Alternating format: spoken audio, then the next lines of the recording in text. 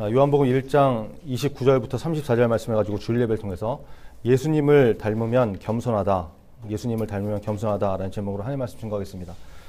요한복음 세 번째 시간입니다. 지난주에 나눈 내용은 세례 요한의 탄생 스토리하고 세례 요한이 가졌던 삶의 자세가 있었죠.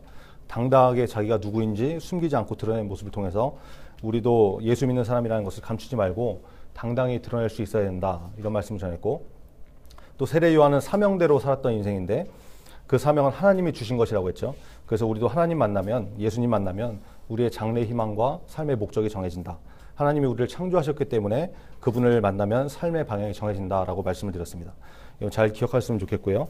자, 지난주에 우리가 세례 요한의 탄생 스토리를 이렇게 살펴봤는데 오늘 본문은 예수님에 대한 말씀이니까 예수님의 탄생 스토리도 한번 넘어가야 되겠죠. 세례 요한의 엄마가 누구였죠? 기억 안 나세요? 엘리사벳이죠. 그 엘리사벳이 요한을 임신을 했어요. 그리고 이제 6개월이 지났습니다. 이번에는 하나님의 천사 가브리엘이 갈릴리의 나사렛이라는 마을로 이렇게 다시 갑니다. 하나님께서 보내셔서 간 거죠. 가브리엘이 이번엔 누구를 만났을까요? 예수님의 엄마가 될, 어머니가 될 마리아를 만납니다. 근데 이 여자는 처녀였죠.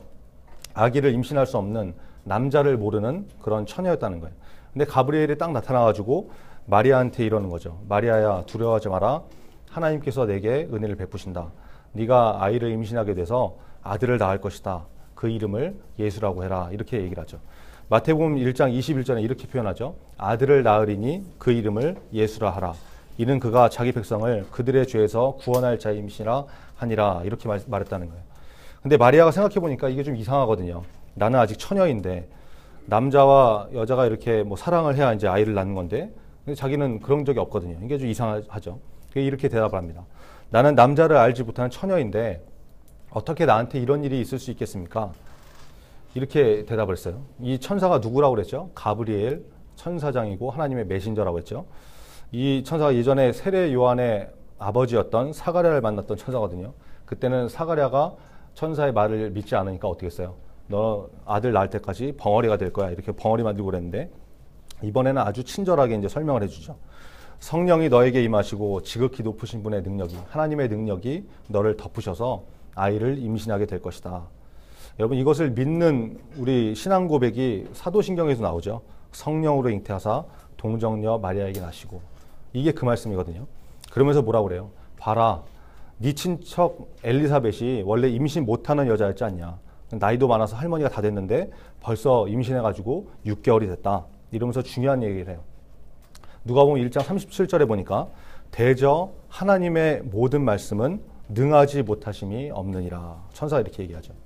영어 성경으로 보니까 뭐라고 나와 있냐면 for nothing, 아무것도 없다는 거죠. 뭐가 없냐면 is impossible with God. 그러니까 하나님께는 불가능한 일이 아무것도 없다는 거예요. 그죠? 못하실 일이 없다. 천사가 이렇게 얘기하는 거죠. 여러분, 이 하나님이 저와 우리 모두의 하나님이세요. 그래서 하나님이 함께 하시면 어떤 것도 문제가 되질 않는 거죠. 여러분 가운데 삶이 어려운 사람이 있습니까? 도저히 해결될 수 없는 문제 가운데 놓여진 사람이 있습니까? 하나님 붙들면 됩니다. 왜요? 하나님은 불가능이 없으시기 때문에. 그 하나님을 굳게 믿을 수 있는 저와 여러분이 되기를 간절히 바랍니다. 자, 가브리엘이 이렇게 말하니까 마리아가 그것을 그대로 믿죠. 그 말씀대로 내게 이루어질 것입니다. 이렇게 대답을 하고, 그러니까 이제 대화가 이제 다 천사하고 대화가 마무리가 돼서 가브리엘이 이제 떠나갑니다. 자, 이게 누가복음 1장에 나오는 마리아가 예수님을 이제 성령으로 잉태할 것이라고 예언을 이제 소식을 듣는 그런 장면이에요. 자, 보세요. 예수님의 탄생에 대한 기록이 있는 마태복음이나 누가복음을 보면 마리아가 뭐 특별하고 위대하고 굉장한 여자여서 예수님의 어머니로 이렇게 된 것이 아니에요.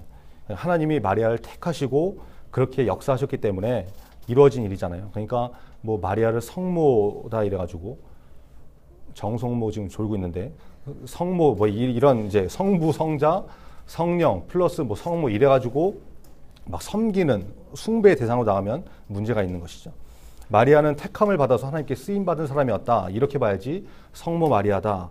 마리아가 뭐 예수님 엄마니까 엄마한테 기도하면 뭐 예수님이 꼼짝없이 들어줄 거 아니냐. 그러니까 마리아한테 기도하는 것이 훨씬 더 잘 이루어진다. 이러고 나가면 문제가 있다는 거예요. 이게 잘못된 거죠. 똑바로 알고 바르게 믿어야 됩니다. 또 하나, 마리아가 남자를 통해서 임신한 것이 아니라 성령으로 잉태를 했다고 그랬죠. 이것은 여러분 창세기 3장에 이미 하나님께서 약속하신 말씀이에요. 아담과 하와가 선악과를 따먹고 죄를 지은 다음에 하나님께서 찾아오셔서 물으시죠. 아담아, 너 왜 선악과 따먹었니? 이러니까 아담이 뭐라고 그래요? 하나님이 아내로 주신 저 여자가 줘서 내가 먹었습니다. 쟤 때문에 그랬어요. 이렇게 얘기를 하죠. 그러니까 하나님께서 또 여자에게 물으세요. 여자야, 넌 왜 그랬니? 이렇게 물으니까 여자가 뭐라고 대답합니까? 뱀이 꼬셔서 그랬다고 그렇게 대답을 하죠. 그래서 하나님이 뱀에게 저주를 하시는데, 그리고 아담과 하와도 다 벌을 받는데, 뱀이 받은 저주 가운데 무슨 말씀이 나오냐면 창세기 3장 15절에 이렇게 말씀하고 있어요.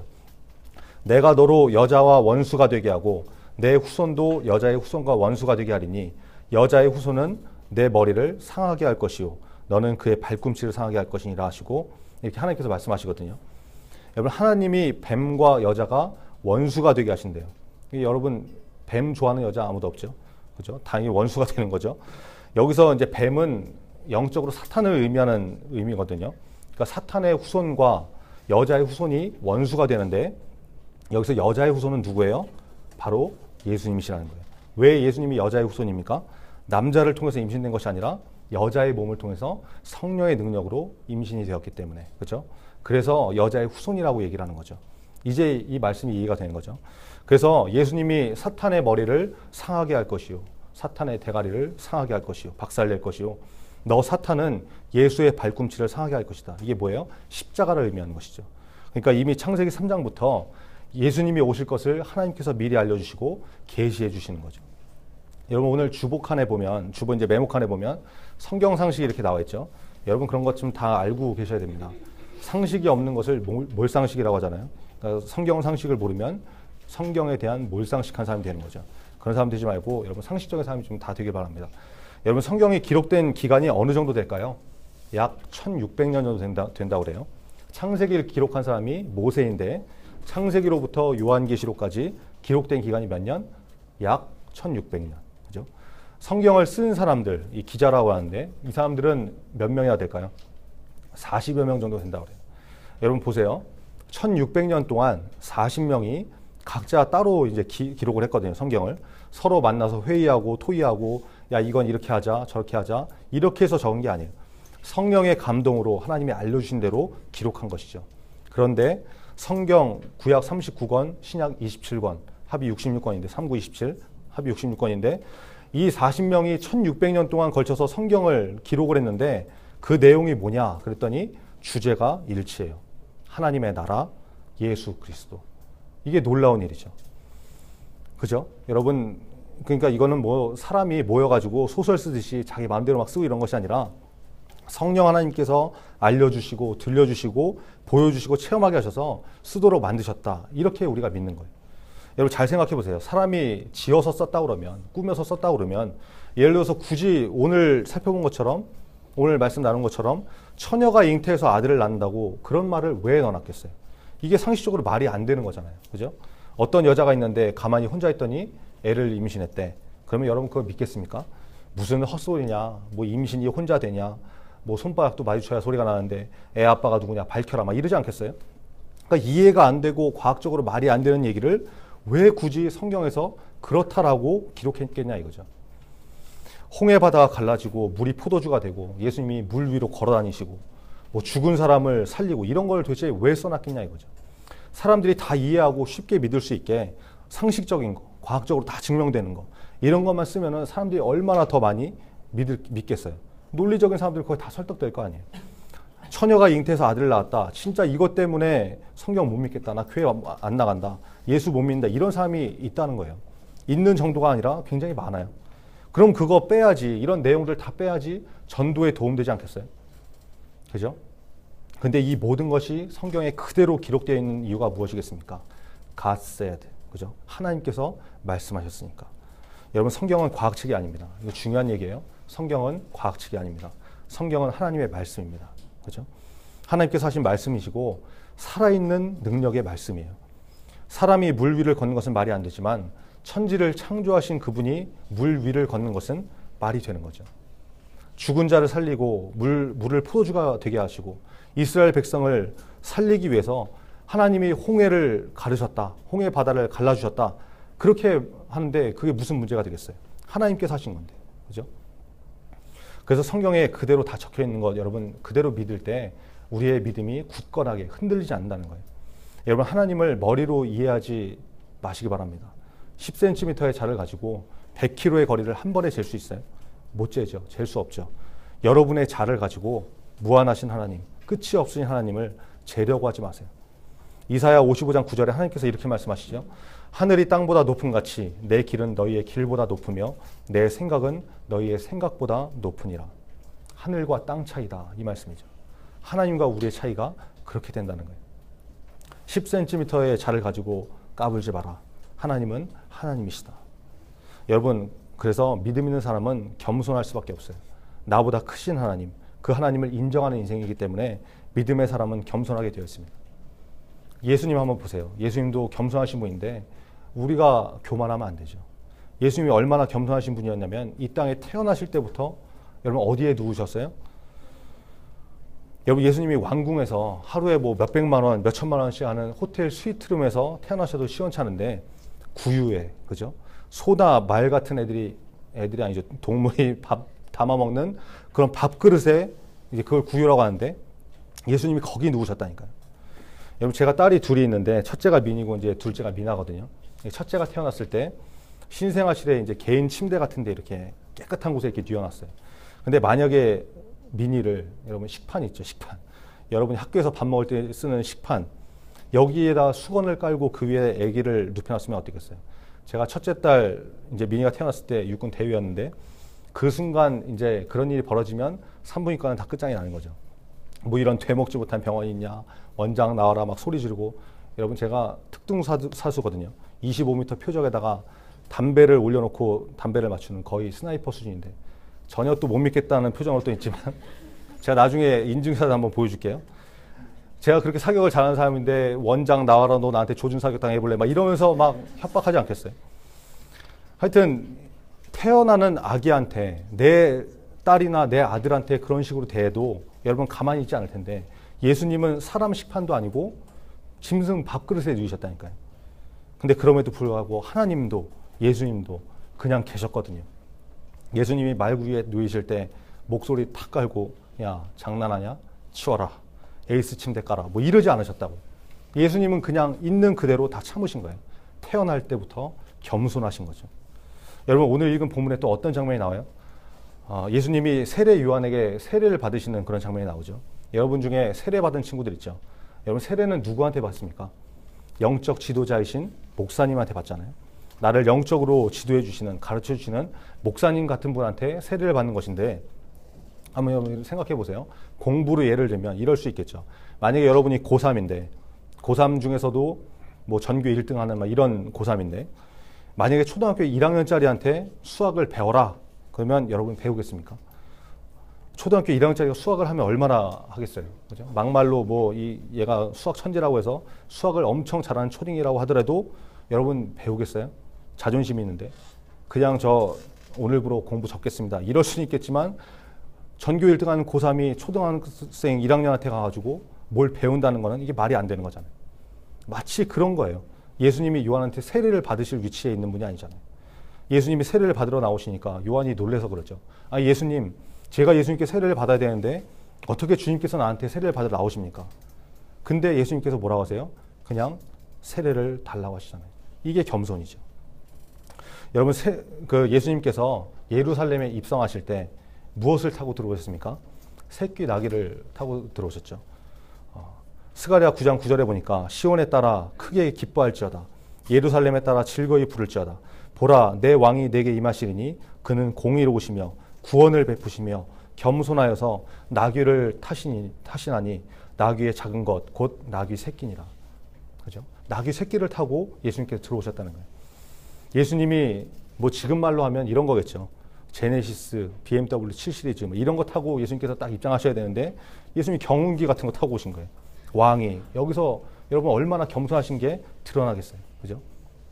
또 예수님이 무슨 일 하셨습니까? 오늘 영상에 본 것처럼 여러분이 잘 아는 사건 있죠.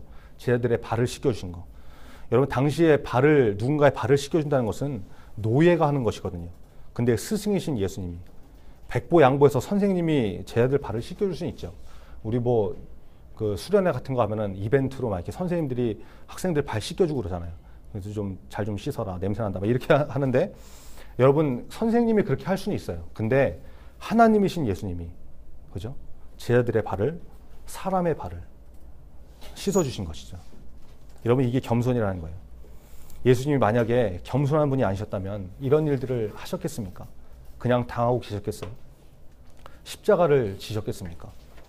내가 저런 그지 같은 놈들 때문에 왜 십자가를 져야 되냐고, 못한다고 뒤집어 엎고 그랬으면 여러분, 우리 어떻게 됐겠습니까? 우리는 다 죽는 것이죠. 죄 때문에 영원히 심판받아 죽을 수밖에 없다는 거예요. 여러분, 예수님의 겸손은 우리를 살리는 겸손이에요. 그래서 겸손하면 생명이 살아나는 것이죠. 여러분도 겸손의 삶을 살면 우리 주변, 여러분의 주변이 살아나게 되어 있습니다. 막혔던 관계들이 회복되고 다툼이 해결되고 무질서했던 것들이 다 질서정연하게 그때부터 자리를 잡는 것이죠. 예수님의 겸손 여러분 기억하셔야 됩니다. 오늘 말씀의 결론입니다. 적용할게요. 예수님도 이렇게 겸손하신 분이었는데 그분의 제자라고 하는 우리는 어떤 삶을 살아야 되겠습니까? 우리도 겸손한 삶을 살아야 되겠죠. 빌립보서 2장 3절에 보니까 아무 일에든지 다툼이나 허용으로 하지 말고 오직 겸손한 마음으로 각각 자기보다 남을 낮게 여기고, 이런 말씀이 나와요. 세상 사람들은 자기 자신보다 남을 낮게 여기죠. 여기서 낮게라는 말은 지읒받침, 그죠? 낮게 보고 낮춰보고 깔보는 거예요. 내가 너보다 뛰어나지, 내가 너보다 돈이 많지, 내가 너보다 키가 크지, 내가 너보다 공부 더 잘하지. 다 자기하고 비교해서 남을 깔아뭉개버립니다. 그러나 예수 믿는 사람은 나보다 남을 낮게 여기는, 시옷받침인 낮게 여기는 그런 인생을 살아야 되는 것이죠. 네가 나보다 낫다, 뛰어나다, 멋지다, 잘생겼다, 그죠? 이게 예수 믿는 사람의 자세라는 거예요. 예수 믿는 것은 그래서 지읒받침에서 시옷받침으로 변화되는 것입니다. 남을 낮게 여기던 사람이 남을 낮게 여기는, 그죠? 그 인생으로 변화되는 거예요. 이번 한 주간 여러분 겸손을 한번 연습해 보시기 바랍니다. 남을 무시하고 깔보고 이러지 말고 존중해 주시고, 예수님이 참으셨던 것처럼 나를 좀 함부로 대해도 인내할 줄 알고. 여러분, 저도 요즘 엄청 무시당하고 있어요. 여러분하고 막 이렇게 좀 친해지려고 애쓰고 문자 보내고 말 걸고 그러는데 이게 막 맨날 단문도 없고 무시하고 씹고, 그럴 때마다 기분 진짜 별로거든요. 내가 왜 이런 취급을 받아야 되나, 내가 왜 이래야 되나, 막 그런 생각 들어요. 근데 여러분 한번 생각해 보세요. 여러분이 누구한테 문자를 보내고 카톡을 하고 그랬는데 그 사람이 확인을 했는데 답장도 없고 뭐 대답도 없고 그러면 여러분 기분이 어떻겠어요? 이 기분 참 더러운 거죠. 그죠? 저도 마찬가지죠. 그래도 예수님 닮기 위해서 노력하고 다시 연락하고 기도하고 그러는 거예요. 여러분, 이번 한 주 여러분도 한번 겸손의 연습을 해보시기 바랍니다.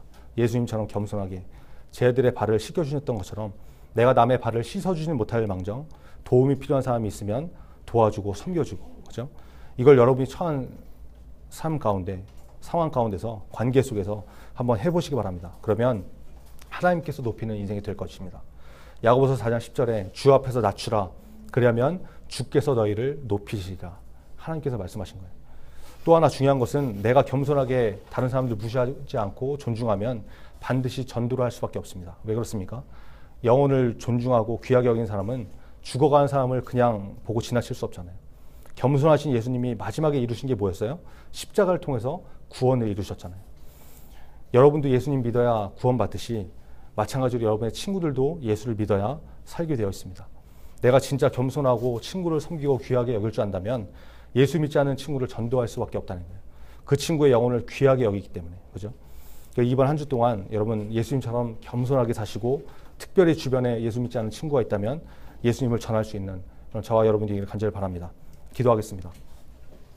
여러분, 오늘 말씀 기억하시고 하나님, 내가 예수님처럼 겸손한 사람이 되게 하여 주옵소서.